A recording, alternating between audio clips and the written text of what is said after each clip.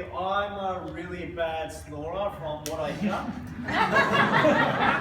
So my girlfriend always complains. Even some nights when she goes up, I say I'll wake up, she's not even in the bed, she's sleeping on the couch. So I started Googling stuff, and obviously I had a few health concerns, and apparently marjoram was good for snoring. So I'm like, alright, sweet, I'll try it. So, I've got marjoram. I'll pull like 2 drops on my pillow, but then I'll put a few drops in my hand, and just before I go to bed, just inhale it a few times, about 5-6 times. And then, yeah, since using that, apparently I don't snore at all anymore. So yeah, she's wrapped.